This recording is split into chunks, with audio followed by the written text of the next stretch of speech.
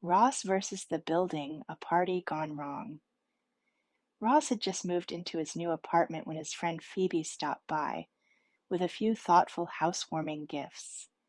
Hey, hey, I brought you some housewarming gifts, Phoebe said with a smile. Salt, so your life always has flavor, bread, so you never go hungry, and a scented candle for the bathroom. Well, you know. Ross laughed. Thanks, thanks, and thanks, I guess. Just then there was another knock at the door. A man introduced himself. Hi, I'm Steve Sierra, president of the Tenants Committee. Ross shook his hand. Ross Geller, and this is my friend Phoebe. Steve smiled politely before getting to the point. I came to talk to you about Howard, our handyman. He's retiring next week after 25 years of working in this building. Everyone's contributing $100 as a thank you gift. Ross paused awkwardly. Oh, that's a really nice idea. So, Steve asked, would you like to write a check? Ross hesitated. It's not about the money, he explained. I literally moved in today. I've been here for about 25 minutes. I've never even met Howard. Steve looked disappointed. The guy has worked here for 25 years. I understand, Ross replied. But to me, he's not Howard. He's just the handyman. Steve sighed. Fine, whatever. Welcome to the building. After Steve left, Ross shook his head. Can you believe that guy? Phoebe smiled. I really liked his glasses. Within a day, Steve had apparently told everyone that Ross refused to contribute. Now the entire building thought he was a cheapskate. A little kid actually spit on my knee, Ross complained. Then he had an idea. I know what I'll do. I'll throw a party for everyone in the building.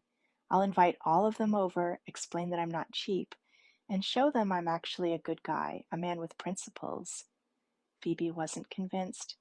Sounds like a fun party. Then she added, if you really want your neighbors to like you, why don't you just pay the $100? The party's going to cost way more than that. Ross shook his head. That's not the point. This is about my principles.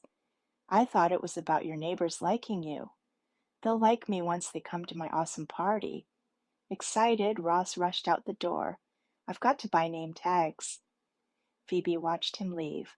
And that crazy party animal will be your brother-in-law. The day of Ross's party finally arrived. As he approached the building, he heard cheering. Howard! Howard! Howard! Confused, Ross walked toward the noise. Instead of people heading to his apartment, the entire building was gathered downstairs, celebrating Howard's retirement. There was food, music, laughter, and everyone seemed to be having an amazing time. Ross spotted Phoebe. Phoebe, what are you doing here? Oh, I thought this was your party, she admitted. Turns out it's Howard's retirement party. He's the sweetest little man. As she walked away, she smiled. Oh, and thanks for chipping in. Ross froze. You donated? Yeah, Phoebe said casually. $100. Ross couldn't believe it.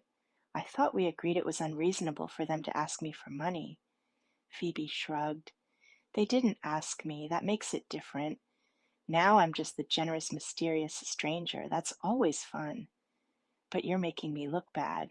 No, I'm making you look better. They'll see you talking to me and think you're connected to someone everyone likes. Just then, another neighbor walked over. Hey, Phoebe. Hey. The neighbor glanced at Ross. You know, maybe you and Ross should switch apartments. Phoebe seems much more like our kind of neighbor. Ross sighed. Yeah, okay, my bad.